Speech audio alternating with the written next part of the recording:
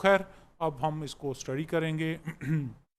अब देखें तो इसमें तीन चीज़ें हैं। एक है प्रॉफिट ऑन डेट, सादा सा कॉन्सेप्ट है कि मैं आपसे 1,000 रुपये लेता हूँ और तय ये होता है कि मैं 10 किस्तों में आपको वो पैसे वापस करूँगा। अब अगर हम देखते हैं तो किस्त बननी चाहिए 100 रुपये, लेकिन चूँकि अब इंटरेस्ट रेट भी इसमें चार्ज होगा, तो अब आप इस तरह तय करते हैं कि मैं आपको मंथली 120 रुपये दूंगा। अब 100 रुपये तो प्रिंसिपल अमाउंट आपको वापस हो रही है, 20 रुपये असल में क्या है, वो इंटरेस्ट पेमेंट है या प्रॉफिट ऑन डेट है। दूसरे नंबर पर है फाइनेंशियल कॉस्ट। फाइनेंशियल कॉस्ट का मतलब ये होता है, इसको आप कॉस्ट ऑफ फाइनेंस भी कह सकते हैं। जब भी आप फाइनेंस से करते हैं, इसमें कुछ चीज़ें इन्वॉल्व होती हैं। एक तो होती है सीधे साधे कॉस्ट होते हैं, उसके अलावा इंटरेस्ट इन्वॉल्व होता है, और इसके अलावा कुछ अदर चार्जेस होते हैं, इस तरह के प्रोसेसिंग फ़ीस वगैरह होती हैं, और बाज़ इसमें इंश्योरेंस वगैरह की पेमेंट भी हो जाती है। तीसरे नंबर पर है लीज़ पेमेंट। अब लीजिंग जो है ना, एक सादा सा कॉन्सेप्ट है। मिसाल के तौर पर अब एक पर्सन ए है और बी है। अब बी के पास एक गाड़ी है और ए को उसकी ज़रूरत है अपने बिजनेस के लिए या किसी भी पर्पस के लिए। तो तय ये होता है कि बी अपनी गाड़ी ए को देगा 2 साल के लिए, और ए उसे मंथली 50,000 रुपीज़ देगा। तो ये एक सीधी सादा लीज एग्रीमेंट होगा। अब इसमें आगे जाके एक डिफरेंस आ जाता है कि जो पीरियड ख़त्म होने के बाद गाड़ी क्या ए के पास आ जाएगी या बी वापस अपनी गाड़ी लेके चला जाएगा, लेकिन वो हमारे कोर्स के स्कोप से बियॉन्ड है। तो हम इसको बाकायदा से स्टार्ट करते हैं। Sub section 1। अब सब्जेक्ट टू दिस ऑर्डिनेंस और deduction shall be allowed for a tax year, कि अगर किसी भी टैक्स ईयर के लिए डिडक्शन आपको अलाउ होगा इन केसेस में। अब सब सेक्शन ए क्लास ए क्या कह रहा है कि अब इसमें से आप देखें जो ख़ास चीज़ें हैं, बाकी चीज़ें एक्स्ट्रा डिटेल हैं उनको आप छोड़ दें। कोई भी प्रॉफिट ऑन डेट आप पे करते हैं, लेकिन इसमें कितना आपको अलाउ है, वो है to the extent that the proceeds और the benefit of the debt have been used by the person for the purpose of business. अब वो जो आपने डेट लिया है किसी प्राइवेट पर्पज़ के लिए या पर्सनल यूज़ के लिए नहीं है, आपने उसको इस्तेमाल किया for the purpose of business, तो उस बिजनेस के लिए आपने प्रॉफिट लिया, उसके ऊपर आपने कोई डेट लिया, उसके ऊपर आपने प्रॉफिट पे किया, इंटरेस्ट पे किया, उसके लिए आपको डिडक्शन अलाउ है। मिसाल के तौर पर आपने 50,000 का इंटरेस्ट पे किया उस डेट के ऊपर जो कि आपने बिजनेस के लिए, तो 50,000 रुपये आप एज अ कॉस्ट क्लेम कर लेंगे अपने इनकम में से माइनस करने। उसके बाद यह है कि any lease rental incurred by. अब अगर आप कोई लीज अरेंजमेंट कर लेते हैं एक एसेट की, और इस एसेट को आपने इस्तेमाल किया है अपने बिजनेस के लिए, लेकिन इसमें कुछ कंडीशन है, तो अब उस लीज के लिए जो रेंटल पेमेंट कर रहे हैं, तो उसके लिए भी आपको डिडक्शन अलाउ है। लेकिन उसमें यह है, कंडीशन यह है कि आप लीज किस से कर सकते हैं। सिंपल ऐसे नहीं है कि आप अपने दोस्त से या एक बंदे के साथ अरेंजमेंट कर लें। वो कोई फाइनेंशियल इंस्टीट्यूशन हो सकता है, शेड्यूल बैंक हो सकता है, अप्रूव्ड मुदारबा हो सकता है, या आपको पता है कि कुछ स्पेशल व्हीकल है या फिर कुछ स्पेशल मशीनरीज होती हैं जो कि कंपनी एक्सक्लूसिवली जो है ना वो सेल करती है, तो वो डायरेक्टली जो है ना आप उनसे ही रब्ता कर सकते हैं। उसकी लीज के लिए आप कोई पेमेंट करते हैं ओरिजिनल मैन्युफैक्चरर को, तो उस लीज रेंटल पेमेंट के ऊपर आपको डिडक्शन अलाउ है। लेकिन बात वही है कि आपने जो एसेट लिया है या जो आपने जो भी जिस चीज़ को आपने लीज करवाया है वो अपने बिजनेस पर्पस के लिए इस्तेमाल किया है।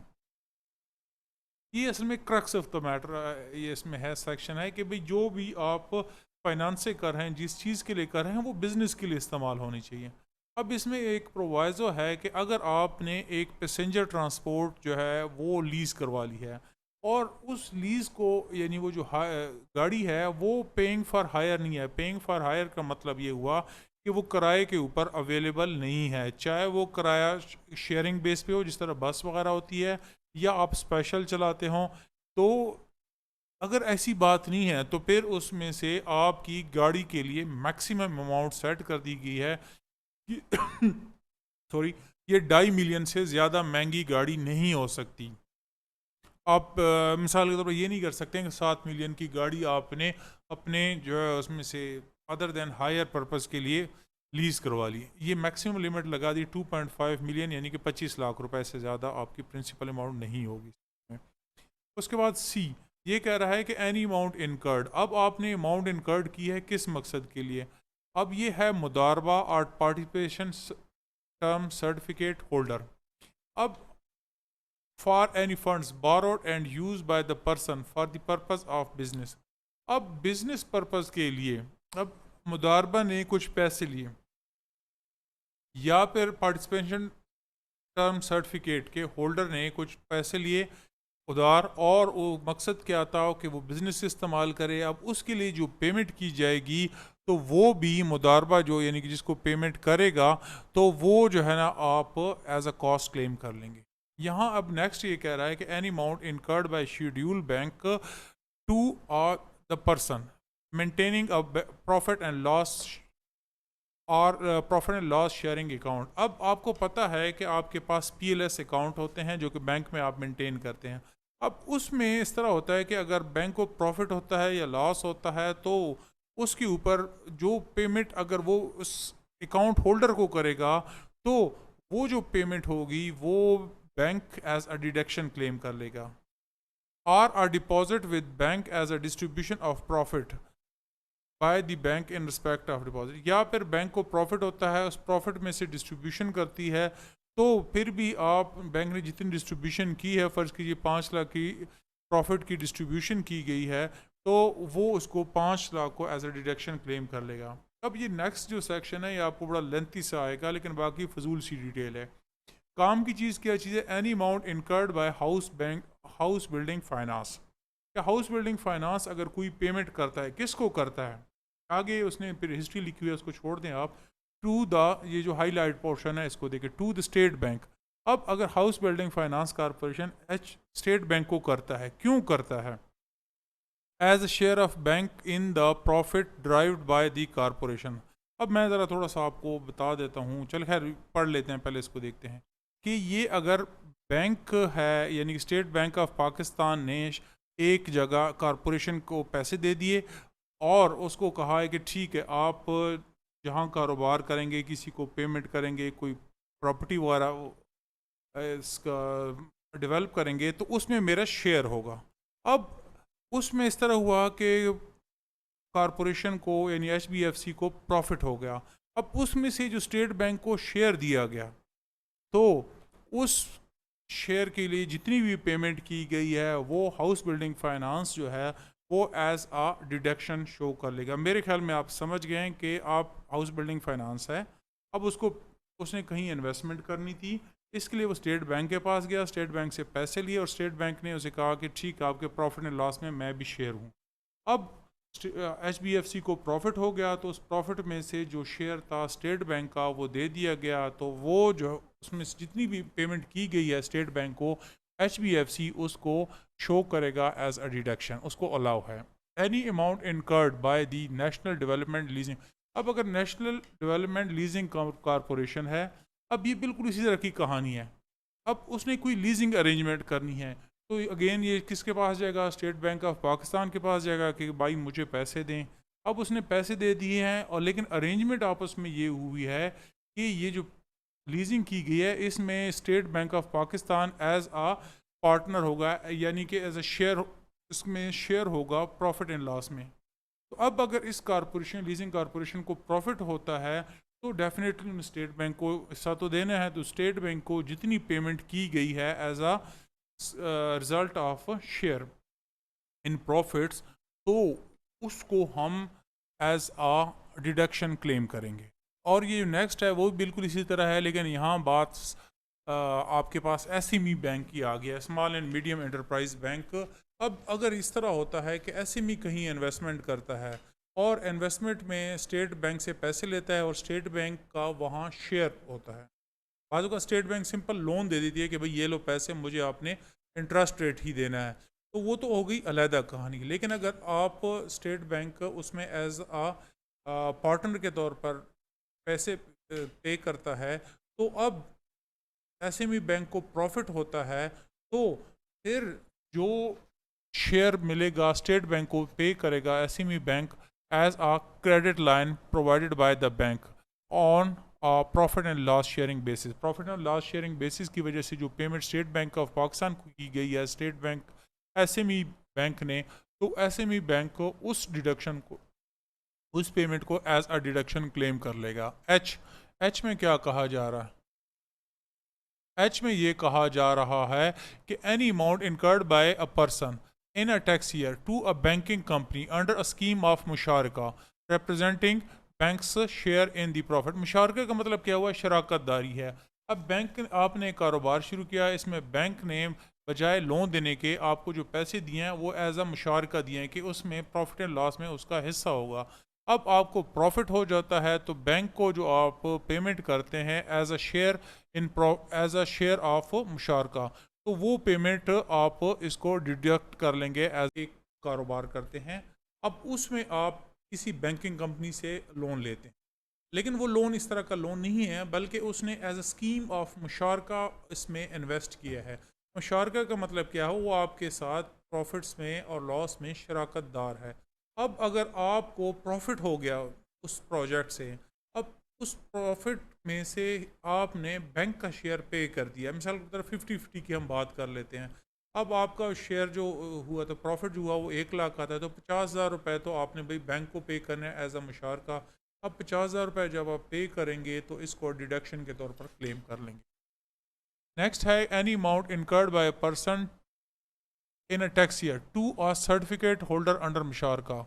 अब ये तो थे बैंक के साथ डीलिंग, बात आप बैंक के बजाय किसी और प्राइवेट बंदे के साथ भी डील कर सकते हैं।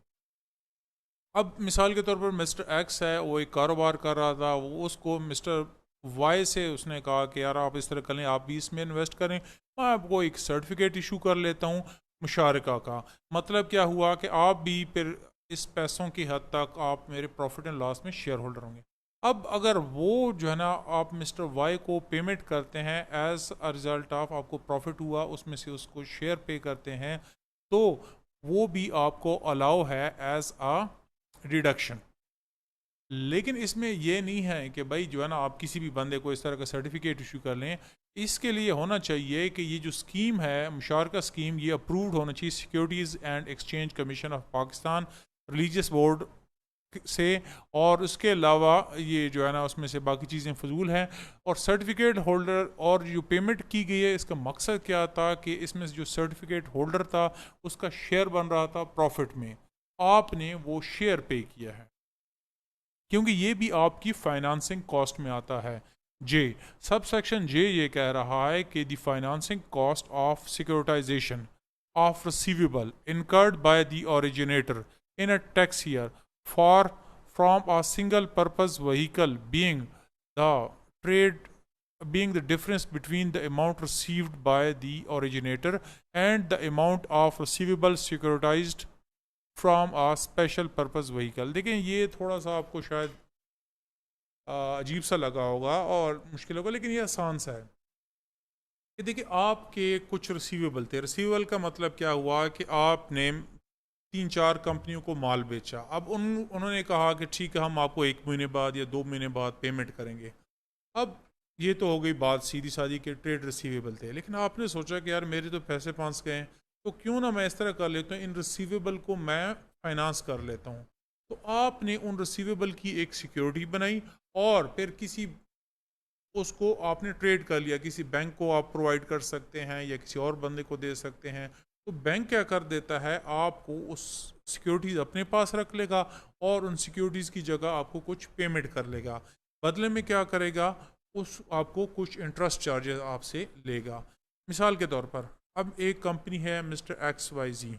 अब एम एस एक्स वाई जी ने आपको 1 लाख रुपए देने थे। 1 लाख रुपए की इनवाइस आपके पास अवेलेबल थी। आप किसी ख़ास बैंक में गए, उनको रिसीव इनवाइस दी कि देखिए ये मेरे पैसे उस बंदे के पास पड़े हुए हैं, आप इसको अपने पास रख लें, मुझे पैसे देने इसको। तो वो आपको इसके फ़र्ज़ कीजिए 90,000 या 80,000 रुपये दे देगा और उसे कहेगा कि जैसे आपके बाकी पेमेंट आ जाएगी तो जो है ना मतलब वो आप क्या करेंगे, ये पैसे मुझे दे देंगे और आपके रिसीवेबल वाली इनवाइस ख़त्म हो जाएगी, लेकिन मैं आपको इंटरेस्ट चार्जेस आपसे करूँगा। मिसाल के तौर पर साल के आपको 12% आपसे ले सकता है। तो इसको क्या कहते हैं, securitization of the trade receivable. अब इस तरह की बात अगर है तो इसमें आपको नुकसान क्या हुआ? देखिए आपको 100 रुपये मिलने थे, 12 रुपए तो आपसे बैंक ने ले लिए, 10 रुपए तो बैंक ने ले लिए, तो एक्चुअली आपको कितने मिले? 90 रुपए मिले। तो वो जो 10 रुपए है आपका एक एक्सपेंस हो गया, उस एक्सपेंस को आप एज अ डिडक्शन क्लेम कर सकते हैं। यहाँ आपको ये बात बताई जा रही है, not withstanding any other provision in this ordinance where the assets are transferred by the originator as a consequence of securitization or issuance of sukuks to a special purpose vehicle, it shall be treated as financing transaction irrespective of the method। अब यहाँ यही बात की जा रही है कि अब आपको जो है ना उसमें से जो एसेट्स हैं वो ट्रांसफ़र हो गए हैं, ओरिजिनेटर जो ओरिजिनल कंपनी है उससे उस ट्रांसफ़र हो गए हैं, और सिक्योरिटाइजेशन की वजह से तो उसको हम क्या करेंगे? फाइनेंसिंग ट्रांजैक्शन, यानी कि फाइनेंसिंग ट्रांजैक्शन ही कंसिडर करें। मेथड चाहे जो भी इस्तेमाल किया गया, ये एक फाइनेंसिंग ट्रांजैक्शन ही है सादा सी, कि आपने इसमें से चल खैर इसमें देखते हैं 3 in this section approved leasing company means a leasing company approved by the board. अब देखें दरमियान में हमने बात की है कि लीजिंग कंपनी वो होनी चाहिए जो कि अप्रूव्ड हो, ऐसे नहीं कि एक गली में या एक शहर के अंदर एक लीजिंग कंपनी बन चुकी है जो कि रेगुलेटेड नहीं है, क्योंकि इसमें काफ़ी सारी चीज़ें जो, चलो खैर मैं इसको कंप्लीट करता हूँ फिर मैं आपको बताता हूँ कि वो बोर्ड उसको अगर अप्रूव करेगा तो समझा जाएगा कि ये अप्रूव्ड लीजिंग कंपनी है। और उसके अलावा अप्रूव्ड मुदारबे से भी यही मुराद है कि जिसको बोर्ड ने अप्रूव किया हो। वैसे तो मुदारबा बहुत सारे हैं, प्राइवेट हो सकते हैं, जिसको बोर्ड ने अप्रूव ना किया हो तो उसको अगर आप पेमेंट करते हैं तो उसके लिए आपको डिडक्शन अलाउ नहीं है। असल में इसमें बोर्ड की जो, चाहे लीजिंग कंपनी की बात करते हैं, चाहे बोर्ड की उसमें बात करते हैं, मुदारबा की बात करते हैं, इसमें बोर्ड की अप्रूवल की क्या ज़रूरत है? असल में बोर्ड ने काफ़ी सारी चीज़ें देखनी होती हैं कि क्या ये कोई टैक्स अवेजन का सिस्टम तो नहीं लाया जा रहा, या फिर अगर आप बाज़ात इस तरह देखेंगे तो मार्केट में आपने देखा होगा कि रेट ऑफ इंटरेस्ट बहुत ज़्यादा होता है। मतलब किसी बंदे को अगर 1 लाख रुपए चाहिए तो प्राइवेट जो सूदखोर लोग बैठे होते हैं आप उनके पास जाते हैं कि मुझे लोन चाहिए, तो वो तो हो सकता है 30-40% लोन ले। भाई ये तो आपकी मर्ज़ी है, 30-40% लोन से भी ज़्यादा पे आप इंटरेस्ट पे भी लोन ले सकते हैं, लेकिन इससे आप टैक्स अवेजन नहीं कर सकते, क्योंकि ज़ाहिर है अगर आप उसको डिडक्शन के तौर पर ले रहे हैं तो इसमें एफबीआर को और गवर्नमेंट ऑफ पाकिस्तान को लॉस हो रहा है, तो इसलिए उसने ये सारी चीज़ें मॉनिटर करनी होती हैं। आज के लिए इतना काफ़ी, और ये सेक्शन 28 को इसके साथ हमने कंप्लीट कर लिया है।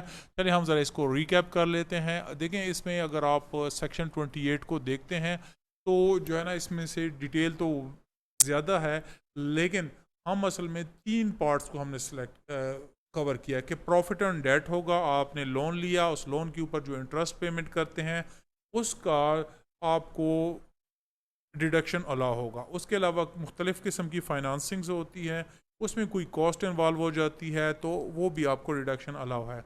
उसके अलावा आप लीज़ करते हैं तो लीज़ में भी आपको एक्स्ट्रा पेमेंट करनी पड़ती है, लेकिन चूँकि ये बिज़नेस के लिए ज़रूरी चीज़ें होती हैं तो ये इसलिए आपको डिडक्शन अलाउ है।